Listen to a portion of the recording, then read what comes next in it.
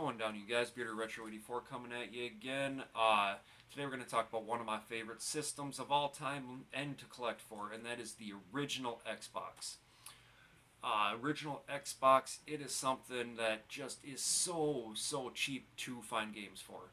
You can find games everywhere too. At most thrift shops you go to, garage sales, used video game stores, half price books, stuff like that. You can always find original Xbox games, and they're cheap for the most part. I pick a lot of mine up at the pawn shop for $2 or $3, and occasional thrift shops, but it's hard to find non-sports titles there, as we all know. Anyway, today's gaming on a budget, and I will give you my 5 recommendations to start out your collection for less than $5 a piece, if it's something that interests you. Anyway, first and foremost, we gotta go with Halo 1 and 2. Everyone knows the Halo series. I really am not going to get into it. Essentially, great games. I know my Halo 2 has seen much better days.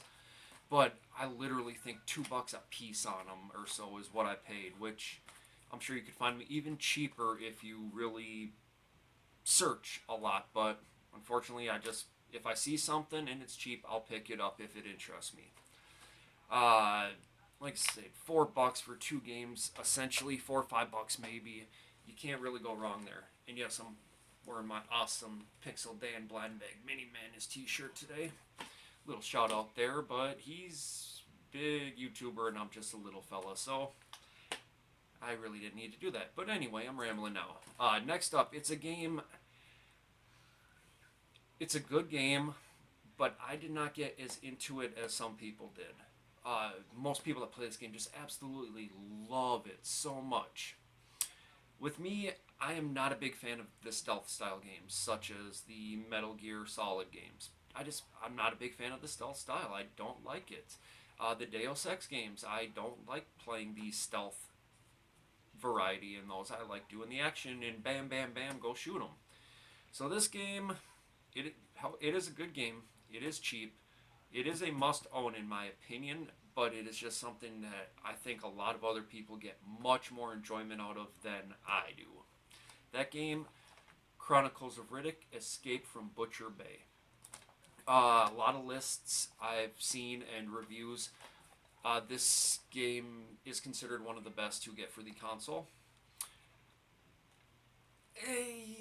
Graphics are good, the voice acting's decent. It's like I said, I just do not like the stealth aspect of video games.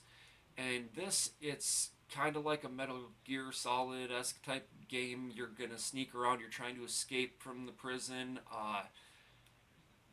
stealth takedowns, and occasionally you gotta just start shooting them up and everything, but could be worse, could be better in my opinion, but definitely worth checking out.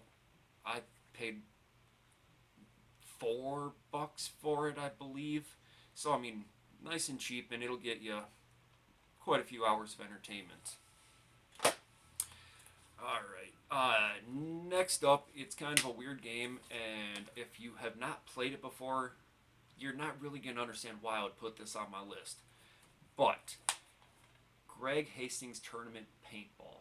This is an Xbox exclusive, and it is just fun. It is a first-person shooter playing paintball, but the physics of it are pretty accurate to what you would actually have to deal with playing actual paintball. And it's just a lot of fun. You go into tournaments and you do like best out of 3 matches, best out of 5, stuff like that.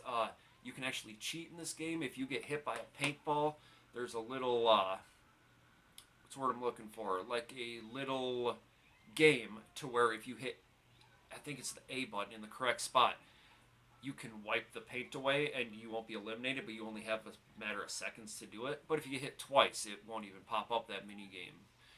But there's also consequences if you get caught cheating. Sometimes they don't notice, they just notice you got hit, but if you get caught cheating, they can do like fines on it or something like that. Like they do repercussions on it. I've actually never been caught, but I've heard about it. But just a fun little game. $2 maybe. I picked it up at the pawn shop. just a lot of fun. I've thoroughly enjoyed it. It's not great for a first-person shooter standpoint, like action game, but just I don't know, just something about it just keeps me coming back, and I still pop it into this day.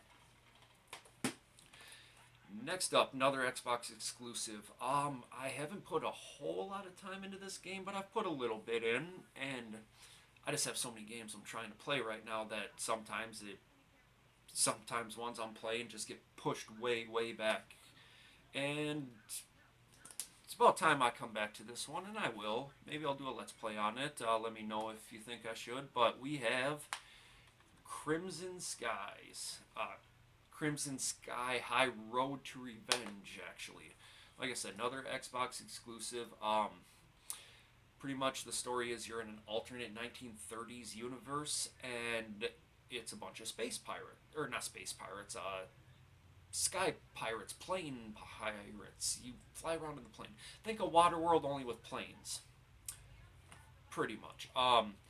This game very much reminds me of Rogue Squadron with the flying around missions and not very flight simulator-ish, but just going around shooting people, completing your missions. Just pretty fun game. I really have to go check it out some more and get some more time into it, but definitely worth picking up. $2 or $3, and it is said to be one of the greatest on the system. I don't have enough time to verify it, but I had a lot of fun playing it. So definitely check it out. Really, you can find it anywhere that you find video games, pretty much. So definitely pick it up if you see it out and about. And last but not least, we have a game. It came out for multiple consoles. I also own it for the GameCube version of it. But this game is just so much fun. Absolute blast. This I think I paid $5 for. And it's worth every penny. I got it because the GameCube version was more expensive until I finally found that on sale. But Disney's The Haunted Mansion. This is another game I discovered from a Metal Jesus Rocks Hidden Gem. He did Hidden Gem on the GameCube. It was a pickup video, and he had it for the GameCube, one of them. He was talking about it. I'm like, wow, that looks like a lot of fun. So the story, essentially, you are someone named Zeke. You go into the Haunted Mansion, and you have to fight these different ghosts, and then you have to release these spirit orbs. There's 999 in the game, and you have to release all of them. And it's kind of like the more you collect, then you can start unlocking different areas. Like one door will take 20 spirit orbs to open up. Another one will take 200 spirit orbs to open up. So you have to continue to collect them, and then you can open up new areas and get them. It's got humor in it. It's got pretty decent gameplay. Controls are good in it. Just a lot of fun. Definitely, if I could recommend any one game to pick up for the original Xbox, it would definitely have to be The Haunted Mansion. Anyway, guys, that's it for this video. I hope you enjoyed it. I hope if you do not collect for Xbox or have ever thought about collecting for the original Xbox, I'm hoping that I helped you out a little bit in some decent titles to pick up. Like I said, it is one of my favorite systems to collect for, one of my favorite systems, period, and it is cheap, very cheap to collect for. My entire collection, the system, and about 70 games for it. I'm maybe $150 in, $150 to $200 into it, so it's not bad at all. Definitely check it out. Get the S controller, not the original, because that thing sucks. Anyway, guys, if you like the video, make sure to leave a comment, like, subscribe, and we'll catch you later. Peace!